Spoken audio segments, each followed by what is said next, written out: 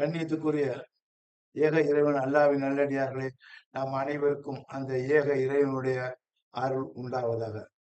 இந்த அருளை பத்தி தான் நம்ம பார்த்துட்டு வந்திருக்கோம். ஒவ்வொரு நாளும் அல்லாஹ்வுடைய அருளை பத்தியே பார்த்துட்டு வந்திருக்கோம். இப்ப அந்த அருள்ல நம்மளோடு ஒட்டி பிறந்த அருள். நம்ம நம்ம ரத்தத்தோடு ஒட்டி பிறந்த அருள் என்ன அப்படிங்கிறத பார்க்கணும். அந்த அருள்ல நன்மையும் இருக்குது, தீமையும் இருக்குது. அந்த நன்மையும் தீமையும் யார் கையால வந்துச்சா நம்ம கையால தான் வருதுல, அல்லாஹ்வால வரல. அல்லாஹ் அந்த அருளை கொடுத்துட்டான், அந்த ரஹமத்தை கொடுத்துட்டான். ஆனா அந்த அருளை வந்து நாம எப்படி பயன்படுத்துறோம்னா தப்பாவும் பயன்படுத்திடுவோம், நல்லதாவும் பயன்படுத்துவோம். அது ஏன் அப்படின்னா நம்முடைய கவனக்குறைவு. நம்மளோட கவனக்குறைவால தான் அந்த நம்முடைய உண்மையான அந்த அருள் நம்மளோட ஒட்டி பிறந்த அருள் அருள் அருள் அல்லாஹ் சொல்றான், இந்த அருள் வந்து ஒட்டி பிறந்த அருள். அந்த ஒட்டி பிறந்த அருளை வந்து வீணாக்குவது நாம தான். அதை விளைச்சல் நல்ல விவரமா விளைச்சல் கொடுக்கறதும் அதிகமா லாபம் பெறும் நம்ம தான். அப்ப இது ரெண்டும் வந்து யாரால? நம்மளோட முயற்சி, நம்மளோட உழைப்பால அல்லாஹ் காட்டிட்டான்.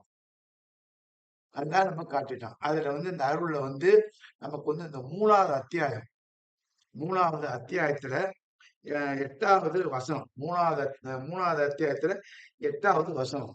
ஆல இம்ரான் 8வது வசனம். அதை பாத்தீங்கன்னா எல்லாமே நம்ம சின்ன சின்ன துவா, சின்ன சின்ன வரியை தான் பாக்குறோம். அவ்வளவு அருள் அதுல இருக்குது. பாருங்க, பிஸ்மில்லாஹிர் ரஹ்மானிர் ரஹீம். ரப்பனா லா துஸிக் குலூபனா வஹ்த இத் ஹதைத்தனா வஹப் லனா மின் லதுன்க ரஹ்மா இன்னக அன்தல் வஹ்ஹாப். இந்த இன்னக அன்தல் வஹ்ஹாப் தான் பார்க்கணும்.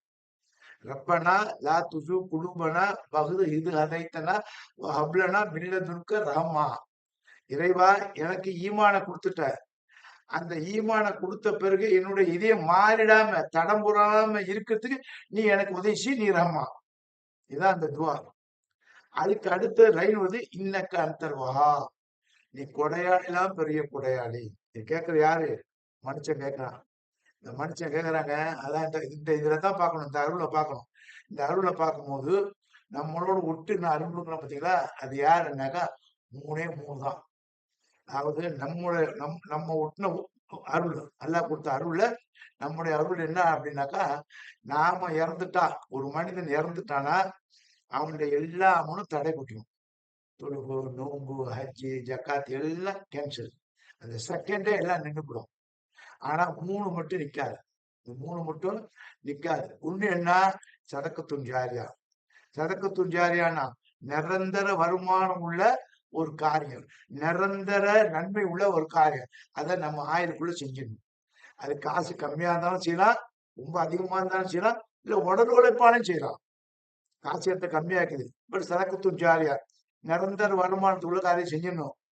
அடுத்தது காசு நல்லா இருந்துச்சு, அதிகமாச்சு, அழகான காரியம், நல்ல நிரந்தரமா விசாலமான செய்யலாம். காசே இல்ல, தன் உடல் உழைப்பால் அந்த சரக்கு ஜாரியா பண்ணலாம். அப்ப இந்த மூணு விஷயம் வந்து உங்களை தொடருங்கிறாங்க. ஒண்ணு என்னன்னா கல்வி. நீ கத்துக்கிட்ட கல்வி. நாம அப்ப கத்துக்கிட்டோம் பாருங்க கல்வி. இந்த கல்வி யாரு கொடுத்தா? நம்ம தாய் தகப்பன் தான் கொடுத்தாங்க. ஆனா அதே தாய் தகப்பன் கொடுத்த அந்த கல்வியை நாம மத்தவங்களுக்கு ஃப்ரீயா கொடுக்கலாமா இல்லையா? கொடுக்கலாம். அப்ப ஃப்ரீயா கொடுத்தா சரக்கு ஜாரியா இல்லையா? ஆமா.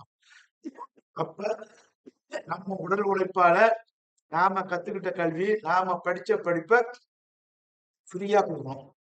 அப்ப ஃப்ரீயா கொடுக்கும்போது அந்த ஃப்ரீனால அந்த மக்கள் வந்து அடுத்தவங்க வந்து அதுல இருந்து பயனடைகிறாங்க. இப்ப நான் வந்து வக்கீலுக்கு படிச்சிருக்கேன். இப்ப பிராக்டிஸ்லாம் பண்ணல. இப்ப பண்ற மாதிரியாவும் அந்த ஏஜ்லாம் இல்ல. ஆனா கவுன்சிலிங் பண்ணுவேன். கொஞ்சம் கொஞ்சம் சின்ன சின்ன கவுன்சிலிங்கு எப்பாவது தான் பண்ணுவேன். அப்ப இந்த கவுன்சிலிங்னால எனக்கு என்ன நன்மைனாக்கா, குடும்பத்தை சேர்த்து வைக்கிறது ஒரு நன்மை கிடைக்குது. அதுல வந்து என்னன்னா ஒரு சரக்கு துணிஞ்சாரு தான் அது எனக்கு தெரிஞ்சு. அது இல்லைன்னு யாரும் சொல்ல முடியாது. அப்ப அந்த தம்பதிகள் ஒண்ணு கூடுனாங்கனாக்கா அதுல பெரிய பறக்கத்து எனக்கு இருக்குது. தான் பெற்ற கல்வி. அந்த கல்வியால ஒருத்தவங்களோட லைஃப வந்து கொடுக்குறாங்க. யார் ஒரு மனிதனை வாழ வைக்கிறோம், ஒட்டுமொத்த உலக மனிதரை வாழ வச்சவங்க நல்லா. அப்ப இந்த அளவுக்கு நம்ம டீப்பா நம்ம குரான்ல என்னென்ன இருக்கு அருள் நம்மளோட ஒட்டி இருக்குது.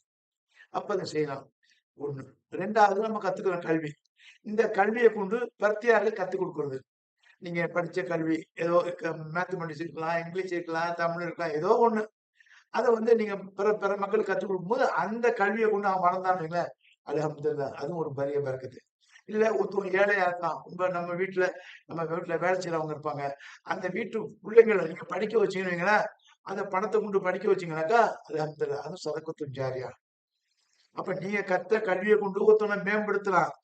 நீங்க கற்ற கல்வியினால மட்டும் இல்லாம, நீங்க கல்வி கத்தாத ஆளு, ஆனா உங்கள்ட்ட வருமானம் நெறைய இருக்குது. அத கொண்டு உங்க வீட்ல உள்ள மனுஷன் யாரு? அண்ணன் புள்ள ரொம்ப டல்லா இருப்பான். தம்பி புள்ள டல்லா இருப்பான். அக்கா புள்ள டல்லா இருப்பாங்க. குடும்பம் டல்லா இருக்கும். படிக்க வைக்கிறது வசதி இருக்காது. அந்த வசதி உன்கிட்ட இருக்கும்.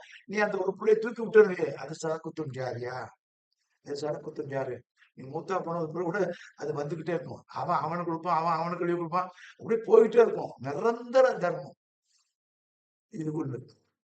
அப்ப கல்வியினால இவ்வளவு நன்மை இருக்குது. சரி. இப்ப நம்ம ஒரு மதரசா நடத்துறோம். நம்மளால நடத்த முடியல. எதிர்ல நடத்துறாங்க. பக்கத்துல நடத்துறாங்க. அந்த மதரசால ஒரு புள்ளைக்கு நான் வந்து மதரசாவுடைய கல்விய நான் ஏத்துக்கிறேன். என் தகுதிக்கு ஒரு புள்ள. என் தகுதிக்கு 2 புள்ள. எப்படி வேணாலும் ஆயிடுச்சுங்க. அது அந்த மதரசா கல்வி பார்த்தீங்கன்னா, அது வந்து துனியா கல்வி வேணும், ஆகிரத்து கல்வி. அந்த கல்வியில என்ன கிடைக்கும்னாக்கா, அது சதகுத்தும் ஜாரியா. அப்ப கல்வியை கற்றுக்கொள்வது, கற்றுக் கொடுத்த கல்வியை குடுப்பது, அந்த கற்றுக் கொடுத்த கல்விக்கு உதவி செய்யுது. இதெல்லாம் சதக்குத்தம் ஜாரியா. அல்லாஹ்வுடைய ரசூல் வந்து ரொம்ப அழகா சொல்லியிருக்காங்க. இதைத்தான் பெரியார் தமிழ்ல சொன்னாரு. ரசூல் ஸல்லல்லாஹு அலைஹி வஸல்லம் அரபுல சொன்னாங்க. கற்றுக்க, கற்றுக்கொடு, கற்றுக்கணும் உதவி செய். இத வந்து பெரியார் வந்து தமிழ்ல சொல்றாரு. கத்துங்க, கத்துக் கொடுங்க, கத்துக் கொடுக்கறவங்களுக்கு உதவி செய்யுங்க. ரைட்டா? அவ்வளவுதான். 2வது தர்மம். 2வது தர்மம் வந்து உங்களுடைய புள்ளைங்க. சாலிகான புள்ளைங்க. 2வது தர்மம் இது. இது கூட எல்லாத்துக்கும் தர்மங்களாம். உங்க சாலிகான புள்ள. எனக்கு 4 புள்ள இருக்குது. உங்களுக்கு 5 புள்ள இருக்குது. அவருக்கு 1 புள்ள இருக்குது. அவருக்கு 2 புள்ள இருக்குது. இந்த புள்ளைங்கள அழகா கண்ணும் கருத்துமா நீங்க வளர்த்தீங்கன்னா, அந்த புள்ளைங்களுடைய இபாதத்திற்கு பதிலா அது உங்களுக்கு சேர்ந்துக்கிட்டே இருக்கும். உங்க மூத்துக்கு பிறகு, உங்க இறப்புக்கு பிறகு. அது எப்படின்னு பாருங்க. புள்ள தருதலையே ஆயிடக்கூடாது. அந்த தருதலை ஆவாத யாரும் நம்ம பொறுப்பு தான். சும்மா தலையில எழுதி வச்சுக்கணுமா? அதான் தலையில எழுதி வைக்கல. அந்த புள்ளைகள் ஒழுங்கா வருவதும், வராதும் நம்ம கையில தான் இருக்கு. அல்லாஹ் நம்மகிட்ட குடுத்துட்டான். இந்தா கல்வி, இந்தா கித்தாபு, இந்தா ரசூல் எல்லாத்தையும் குடுத்துட்டான். குடுத்துட்டு நம்மள கேட்க சொல்றான். யா அல்லாஹ் எல்லாத்தையும் குடுத்துட்ட, என் இதயத்த மாத்திடலான்னு அர்த்தம். நம்ம அதுக்கு முயற்சி பண்ணணும். இல்ல அப்பதான் எல்லாம் மாத்தாம இருப்பான். அப்ப இந்த புள்ளைங்க விஷயத்துல கொஞ்சம் கவனம் எடுத்து, அந்த புள்ளைங்கள வந்து குர்ஆன்ல கொண்டு வந்து விடணும். இன்னைக்கு நம்ம சமுதாயம் வந்து குர்ஆன விட்டு போயிடுச்சுங்க. சமுதாயம் குர்ஆன விட்டு போனதால தான் சமுதாயம் பிரிஞ்சு கிடக்குது. அது அப்புறம் பேசுவோம். அது ரொம்ப பெரிய டாபிக்கு. அத வந்து நான் காலகாலமா இல்ல. நான் 25, 30 வருஷமா இந்த பிரிவினைய பத்தி பேசுறேன். ஒத்துமை. சரி இப்ப விடுங்க. இப்ப வந்து புள்ளையோட விஷயத்துக்கு வரும்போது, அந்த புள்ளைங்க நம்ம புள்ளைங்களுக்கு நம்ம கல்வி குடுக்குறோம் பார்த்தீங்களா? இது பெரிய சொத்து. அப்ப பிள்ளைங்களுக்கு மார்க்க கல்வி குடுக்கணும், உலக கல்வி குடுக்கணும். உலக கல்வி, மார்க்க கல்வி இல்ல. எல்லாம் ஒரு கல்வி தான். அந்த அளவுக்கு நீங்க ட்ரைனிங் குடுத்தீங்கன்னு வைங்களேன், இன்னைக்கு அல்ஹம்துலில்லாஹ். இப்ப பாருங்க, சில இஸ்லாமிய ஸ்கூல்லாம் மெட்ராஸ்ல இருக்குது. அந்த இஸ்லாமிய ஸ்கூல்ல வந்து குரான மனப்பாடம் பண்றதுக்கு பிள்ளைங்களுக்கு ட்ரெயின் குடுக்குறாங்க. பிள்ளைங்களுக்கு ட்ரெயின் குடுக்குறாங்க. அப்ப நம்ம பேர பிள்ளைங்கலாம் வந்து ஒருத்தன் 18 ஜுஸு மனப்பாடம் பண்ணிக்கிறான். ஒருத்தன் 17 பண்ணிக்குது. பொம்பள புள்ள 16 பண்ணிக்குது. 25 பண்ணிக்குது. அப்ப என்ன செய்றாங்க, இந்த திராவியா தொழுகை, இரவு தொழுகையில வந்து ஒரு பிள்ளைக்கு என் பேரனுக்கு 2 ரக்காயத்து. இந்த உங்க பிள்ளைக்கு 2 ரக்காயத்து. அவரு பிள்ளைக்கு 2 ரக்காயத்து. ஆனா இமாம் வந்து அந்த ஹாஃபிஸ் பின்னாடி நிப்பாரு. ஓத வைக்கிறது யாரு? உங்க புள்ளைங்க. உங்க உங்க சொந்த புள்ள. உங்க சொந்த ரத்தம். அப்ப பின்னால நீங்க இருந்து அவன் பின்னால நீங்க அவன் அல்லாஹ் அக்பர் நீங்களும் அல்லாஹ் அக்பர் போட்டு அவன் ஓதுற பார்க்கும்போது உங்களுக்கு உள்ளமெல்லாம் பூரிக்கும். டப்புன்னு போயிட்டீங்கன்னு வைங்க, அப்படியே ரெக்கரண்ட் டெபாசிட் வந்துகிட்டே இருக்கும். அவனோட நன்மை. ஏன்? அவன் ஓதுன குரான், அவன் படிச்ச கல்வி. அந்த படிச்ச கல்வியும், அந்த இதுவும் அவனுக்கு வந்து எவ்வளவு உண்மைய குடுக்குதுன்னா, அவனுக்கு மட்டும் இல்ல, கற்றுக் குடுத்த தன்னுடைய தாய் தகப்பனுக்கு அது உறுதியா இருக்குது. அவன் மூத்தாயிட்டான். செத்து புட்டான். குழியில வச்சு புதைச்சாச்சு. அந்த புதைச்ச பிறகு அந்த கல்வி இருக்கு பார்த்தீங்களா? அவன் ஓதுற கல்வி இங்க வரும். இப்ப அப்படியே உல்டா பண்ணுங்க. எனக்கு எங்க வாப்பாக்கு தகராறு. 2 பேரும் பேசுறதில்ல. எனக்கு எங்க அக்காவுக்கும் சண்டை. எனக்கு என் தங்கச்சிக்கும் சண்டை. எனக்கு என் தம்பிக்கு சண்டை. இப்படி வச்சுங்க. எது வேணா வச்சுங்க. இந்த சண்டையில ஒரே ஊர் சரி. நான் வீட்டுக்கு போமாட்டேன். என் குடும்பமே அழிஞ்சாலும் சரி. என் தம்பி வீட்டுக்கு போமாட்டேன். அப்படின்னு வைராக்கியம் பண்றாங்க பாருங்க. இதுதான் நடக்குது. வக்கீல்ட்ட போய் சொல்லுவான். என் சொத்த அபகரிச்சுட்டான் அண்ணன். சத்தியமா அவன விட்டுறாங்க. என் சொத்தே அழிஞ்சாலும் சரி. அவன் 2ல 1 பார்த்துருவோமா? எவ்வளவு வெஞ்சன்ஸ்ல போறான். வெஞ்சன்ஸ் போய் வக்கீல்ட்ட சொல்லுவான். இதுதான் வழக்கத்து வக்கீலுக்கு. சரியான வருமானம். அப்ப இந்த வெஞ்சன்ஸ வந்து அல்லாஹ் சொல்லி காட்டுறான். இதுதான் நமக்கு நம்ம குடுத்த இந்த கிஃப்ட்ட வந்து நம்மளா பாழாக்கிக்கிறோம். அவன் மூலியமா அவங்க எவ்வளவு வெஞ்சன்ஸ் இருந்தாலும் விட்டு குடு. அவன்கிட்ட இருந்து தூர விலகாதே. அன்னிசாவோட அத்தியாயத்துல முதல் அத்தியாயம், முதல் வசனத்த பார்த்தீங்கன்னா, குடும்பத்தாரோடு ஒட்டி வாழுங்க. குடும்பத்தை பிரித்து விடாதீர்கள். குடும்பத்தினர் அல்லாஹ் உங்களை பார்த்துக் கொண்டிருக்கிறான். அப்படி பார்த்துக் கொண்டு எங்கள் குடும்பத்தை விட்டு விலகுனீனாக்கா, அது வந்து அல்லாஹ்வுடைய சாபத்துக்கு வருமாம். எவ்வளவு பெரிய வார்த்தை பாருங்க. அப்ப உங்க குடும்பத்துல உங்க அண்ணன், தம்பி, மச்சான், மருமகன் யாரா இருந்தாலும் சரி, விட்டு குடுங்க. ஒரு ரப்பர் இருக்குது. நானும் என் பொண்டாட்டியும் பிடிச்சு இழுக்கிறோம். இழுக்கிறோமா, டப்புனு போச்சு. தலாக்கு. அப்படியே விட்டு குடுத்தீங்கன்னு சேர்ந்து வாழ்றோம். இவ்வளவுதான். ஒரு சிம்பிள். அல்லாவே சொல்றான். குர்ஆன் இஸ் வெரி சிம்பிள். இந்த நடைமுற வாழ்க்கைய ரொம்ப சிம்பிளா சொல்லிக் குடுக்குறாங்க அல்லாஹ். ரொம்ப பெரிய கஷ்டப்பட்டுலாம் படிக்கணும் இல்ல. அப்ப இந்த விட்டு குடுக்குற தன்மையில தான் நமக்கு பரக்கத்து இருக்குது. விட்டு குடுத்தீங்கன்னு வைங்க, 2 நன்மை. மாட்டேன்னு வைங்க, 2 தீமை. பிடிச்சுக்கணும். அங்க இங்கேயும் பிடிச்சிட்டு அடிச்சுட்டு சாகணும்னா அந்த பிள்ளைங்க வரைக்கும் போகும். அப்போ உங்களுடைய குடும்பத்தை காவந்து பண்றது யாரு? நீங்க தான். நீங்களும் உங்க மனைவி, உங்க தாய் தகப்பன் இவங்க எல்லாம் ஒட்டி வாழ்ந்தீங்கன்னு வைங்க. இப்ப நோன்பு திறக்கிறோம். குடும்பமா நோன்பு திறந்து பாருங்க. அல்ஹம்துலில்லாஹ். அது எவ்வளவு பெரிய முயற்சி. அல்லாவே சூப்பரா சந்தோஷப்படுவான். அல்லாஹ்வோட மலக்குலாம் சொல்றாங்க. அல்லாஹ் ஓனமும் புடிச்சு துவா பண்றாங்க. இல்ல அவங்களுடைய பாவத்தை நம்ம பரத்தை கொடுப்பாங்க. இப்ப நான் பக்கம் ஒரு பக்கம் நோன்பு திறக்கிறேன். என் பொண்டாட்டி மூஞ்சி இப்படி வச்சு நோன்பு திறக்கிறான். என் தம்பி இப்படி வச்சு மூஞ்சி திறக்கிறான். எங்க வாப்பா இப்படி வச்சு மூஞ்சி திறக்கணும்னு அல்லாஹ் மூஞ்சி இப்படி திருப்பிக்கும், இப்படி திருப்பிக்கும். மலக்கு இப்படி மேல தூக்குவா. புரியுதா உங்களுக்கு? இதுதான் நடக்குது. அப்போ உங்க ரத்த பந்தங்கள் அதை வந்து பிரிச்சிடாதீங்க. அது சதக்கத்தும் ஜாரியால வர்றது. இப்போ உங்க புள்ள துவா கேட்கறான். உங்க பிள்ளைக்கு உங்களுக்கும் பாம நீங்க பிரிஞ்சுட்டீங்க அவன் பிரிஞ்சு. ஆனா அவனை தொழுவாளி ஆக்கிட்டீங்க. அவனை குர்ஆன் ஓதுற மாதிரி சின்ன பிள்ளை ஆக்கிட்டீங்க. அவன் வந்து அங்க போய் துவா ஓதுவான். 4 ரக்காத்து லோஹர் பண்ணுவான், அஸ்ர் பண்ணுவான், மாறி பண்ணிட்டு ரப்பி கம் குமா கமா ரப்பியானி செய்யலாமா. அவனுக்கு தெரியாமயே ஓதுவான். இறைவா, என் தாய் தகப்பன் எப்படி இந்த கல்வியை கொடுத்தாங்களோ அது போல பரக்கத்தை அந்த அம்மா தாய் தகப்பன் கொடுப்பான். பாத்தீங்களா? உங்க புள்ள உங்களை விட்டு விலகி இருக்குது, பிரிஞ்சு இருக்குது. அந்த புள்ள இந்த துவா கேட்கும். அந்த ஆலிம் எதிரில் உள்ள பக்கத்துல உள்ள ஆலிம் வந்து இதே மாதிரி ரெப்பி குமா கமா ரப்பியானி சகிரா பாரு. அவர் தாய் தகப்பன் ஆமி போடுவான். அது நமக்கு கொஞ்சம் காதல விடுதுன்னு வைங்க. எவ்வளவு பெரிய பறக்குது பாருங்க. அப்ப இவன் இவன் தவறானவனா இருந்து பிரிஞ்சானா கூட அவனை வந்து சேர்த்திருக்க. அந்த துவா நல்லா நல்லா கேட்கறதுக்கு பவர்ஃபுல்லா ஆகும். அப்போ ஒண்ணு என்ன பாருங்க. ஒண்ணு கல்வி. 2வது தான் பெற்ற பிள்ளைகள். அந்த பிள்ளைகளுக்கு இன்னும் சொல்லிக் கொடுங்க. என்ன சொல்லிக் கொடுங்கனாக்கா, இது ரொம்ப முக்கியம். சில பேர் இதெல்லாம் பெருமைங்கிறாங்க. தர்மத்தை வந்து தெரிஞ்சும் செய்யலாம், தெரியாமையும் செய்யலாம். நம்ம தெரிஞ்சு செய்யற தர்மம். ஒரு வாய் சோறு வந்து மனைவி கூட்டினா தர்மங்கிறாங்க ரசூலுல்லாஹ். அப்ப குடுக்குற கல்வி யாருக்கு குடுக்குறீங்க? பிள்ளைங்களுக்கு. அது தர்மம் தான். நல்லா தெளிவா சொல்றேன். டேய் நீ சும்மா இருந்த உன்னை பிஎட் படிக்க வச்சேன், பிஏ படிக்க வச்சேன், எம்ஏ படிக்க வச்சேன், டாக்டர் ஆக்கணும், எல்லாம் ஆக்கணும். இந்த கல்வினால எனக்கு என்ன லாபம்? நீ கேட்கணும். இந்த கல்வினால எனக்கு லாபம். உனக்கு கொடுத்த கல்வினால எனக்கு என்ன லாபம்? அப்படின்னு கேட்கணும். அப்படி கேட்டா தான் நல்ல அந்த பிள்ளைங்க உணரும். அப்ப அந்த புள்ள உணரும் போது அது நாளைக்கு நமக்கு துவா செய்யும். அப்ப அந்த புள்ள என்ன சொல்லும்? அந்த பேரண்ட்ஸ் என்ன நினைப்பான்? அவன் மறுமையில நினைப்பான். இறைவா, நான் வந்து எங்க வாப்பா வந்து வீடுலாம் வாங்கி கொடுத்தாரு. பென்ச் கார் வாங்கி கொடுத்தாரு. அந்த கார் வாங்கி கொடுத்தாரு. பெரிய பெரிய மாடாமலையா கெடியாரம் வந்தெல்லாம் போய் வாங்கிட்டார். என்ன பெரிய படிப்பு எடுக்க வச்சாரு. நான் தான் இன்னைக்கு சர்ஜன்லயே நம்பர் 1 சர்ஜன். நான் தான் டாக்டர்லயே நம்பர் 1. நான் தான் இன்னைக்கு வக்கீலே ஃபேமஸான வக்கீல். நான் தான் ஆர்டர்ல ஃபேமஸான ஆர்டர். இவனுமே சொல்லிவிட்டு அவன் சொல்லுவான். இவ்வளவு சொத்து எனக்கு வாங்கறதுக்கு எங்க அப்பா கொடுத்தாரு. அது இல்லாம எங்க அப்பாவும் நிறைய சொத்து கொடுத்தாரு. ஆனா செத்த பிறகுதான் தெரியுது இந்த சொத்துலாம் கம்மி. இன்னக்க அந்தல்வா. அதான் சொல்ல பாருங்க. இன்னக்க அந்தல்வா. நிச்சயமாக நீ தான் பெருங்கொடையாளி. எங்க அப்பா கொடுத்த ஒரு வீடு புஸ்கு. எங்க அப்பா கொடுத்த பென்ச் காரு புஸ்கு. எங்க அப்பா கொடுத்த 10 வீடு புஸ்கு. எல்லாமே புஸ்கு. ஆனா நீ எனக்கு இறந்த பிறகு கொடுத்த அந்த சொர்க்கம் அதுதான் இன்னக்க அந்தல்வா. கொடையாளி எல்லாம் சிறந்த கொடையாளிகள். எங்க அப்பா பெரிய கொடையாளி நான் நினைச்சேன். இறைவா, எங்க அம்மா பெரிய கொடையாளி நினைச்சேன். எங்க அண்ணன் எனக்கு நிறைய சம்பாதிச்சு கொடுத்தா கொடையாளி நினைச்சேன். என் தங்கச்சி அவ காசுல என்ன படிக்க வச்சா அது கொடை நினைச்சேன். எங்க அக்கா எனக்கு ஒரு பெரிய நல்ல ஒரு கல்யாணத்தை பண்ணி கொடுத்தா அத கொடை நினைச்சேன். ஆனா இங்க வந்த பிறகு பாக்குற இன்ன கந்தல்வா இது கொடைதான். துணியால எல்லாம் கொடைதான், நன்கொடைதான். ஆனா நீ கொடுத்த கொடையை வச்சு கம்பேர் பண்ணாம இன்ன கந்தல்வா இவங்களும் வகாபு தான், கொடையாளி தான். இன்ன கந்தல் வகாபுக்கெல்லாம் வகாபு நீ தான். கொடையாளிக்கெல்லாம் சிறந்த கொடையாளி ஆண்டா. அப்படின்னு நீங்க கேட்கிற துவா இருக்கு பார்த்தீங்களா? அல்ஹம்துலில்லாஹ் எவ்வளவு பெரிய அருமையான அந்த ரத்தத்தோட இந்த பந்தத்தை வச்சுக்கலாம். ஆகவே நமக்கும் அந்த கசப்புணர்வு ஃபேமிலிலாம் இருக்குது. எல்லாத்தையும் தூக்கி விட்டுட்டு திருந்தணும். அதாவது நோன்புங்கிறது என்னன்னாக்கா 3 தாங்க. நோன்பு 3 தான். சில பேர் சொல்லுவாங்க, நோன்புனா என்ன தெரியுமா?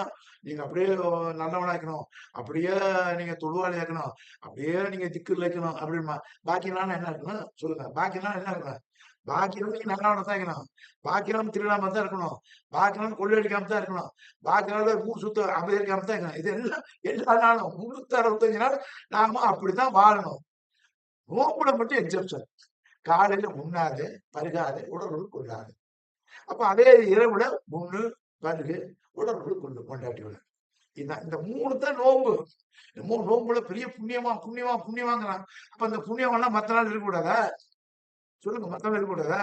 அப்ப நோன்புல எல்லாம் திருடக்கூடாது. நோன்பு முடிஞ்சா எல்லாம் திருடலாமா? அப்ப நோன்புல எல்லாம் பொய் சொல்லக்கூடாது. அப்போ நோன்பு முடிஞ்ச உடனே எல்லாம் போய் அடிச்சு விடலாமா? அது எப்போதும் செய்யற டியூட்டிங்க. நன்மை சாலிகான அமல் வந்து 24 மணி நேரமா. அதாவது 365 நாள் செய்யணும். நம்ம தப்பு பண்ண மாட்டோம் அப்படின்னு ஊர்தி நம்ம சொல்றோம்னா எப்ப தெரியுமா? நம்ம தூக்கம் தாங்க. நம்ம தூக்குறோம் பாருங்க, நைட்டு 10 மணிக்கு படுக்கணும், 11 மணிக்கு விடணும். அது சும்மா கத்திட்டு பாருங்க, அந்த 6 மணி நேரம் 7 மணி நேரம். அந்த அந்த கேப்ல தான் சுத்தம். உலகத்துல அத்தனை பேரும் ஈவன் கடவுள் இல்லைன்னு சொல்றவங்க கூட சுத்தமான யோகியர்லயும் ஒன்னால ஒரு யோகியம் நம்ம தான். ஆனா பொழுது வெடிஞ்சிருச்சு, சூரியன் வந்துருச்சு, அப்பதான் தெரியும் நமக்கு. நமக்கு 2 நாக்கு, 2 கண்ணு, 2 உடம்பு, 2 வாகனம், அப்படி இப்படி நம்மகிட்ட உள்ள சைத்தான் எல்லாம் துரத்து விட்ட மாதிரி இருக்கும்.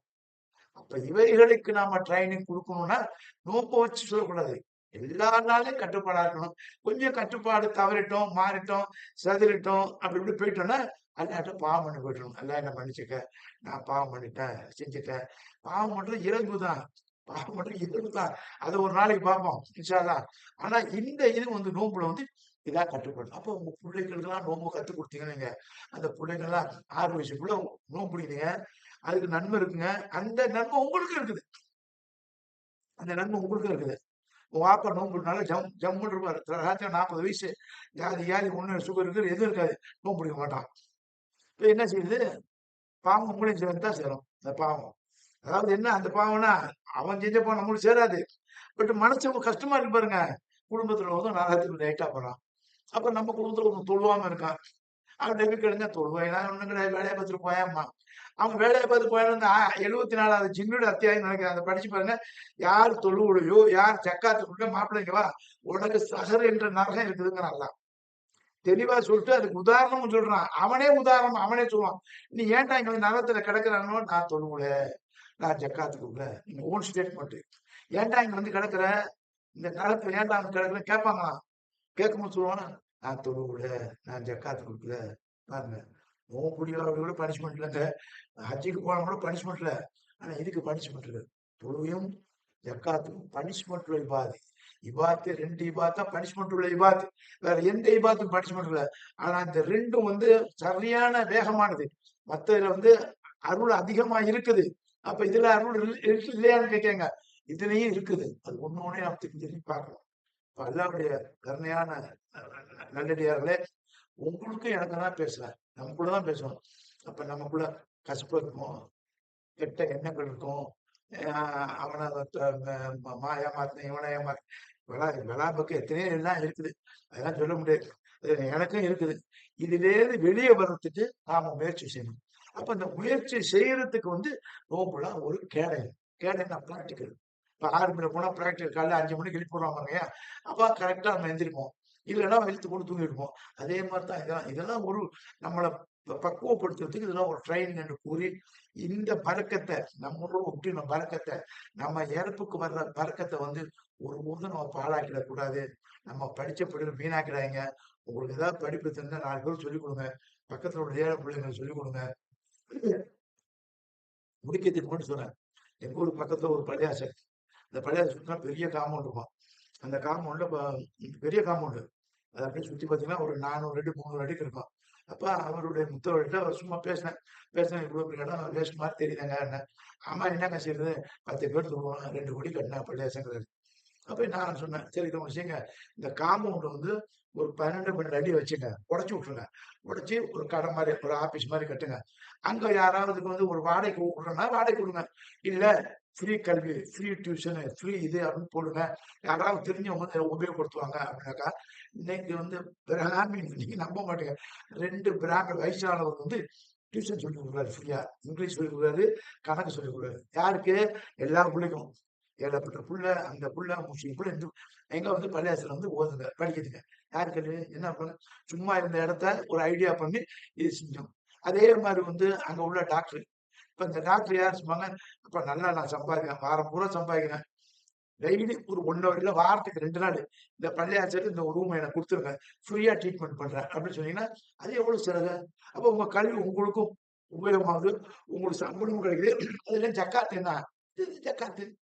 இது 2 நாள் 2 மணி நேரம் 4 மணி நேரம் ஃப்ரீயா ட்ரீட்மெண்ட் பண்ணீங்க. நல்லா சம்பாதிச்சீங்கன்னா மறுபடியும் நீங்க ஃப்ரீயா குடுங்க.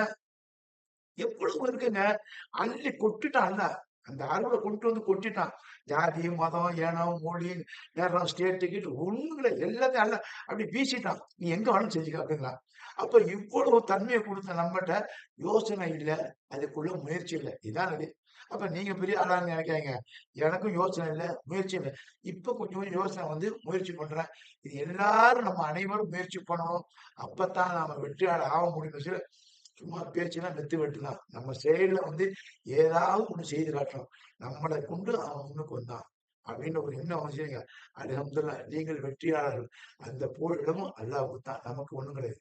அந்த புகலிடத்தும் அல்லாஹ்வுக்கு ட்ரான்ஸ்ஃபர் பண்ணிட்டு அல்லாஹ்ட்ட வந்து பாவம் பண்ணிக்கிட்டு இதுக்குள்ள இபாதத்து, இதுக்குள்ள பரக்கத்து, இதுக்குள்ள நன்மை எல்லாத்தையும் ஒட்டுமொத்தம் எனக்கு கொண்டு அந்த சுயநலத்துல கேட்கலாம். அல்ஹம்துலில்லாஹ் இந்த நோன்பு வந்து அப்படிப்பட்ட ஒரு தன்மையாக ஆக்கிக் கொள்வதற்கு நாம் முயற்சி செய்வது கூறி நிறைவு செய்கிறோம். ஆயிரதான அல்ஹம்துலில்லாஹி ரப்பில் ஆலமீன். அஸ்ஸலாமு அலைக்கும் வரஹ்மத்துல்லாஹி வபரகாத்துஹு.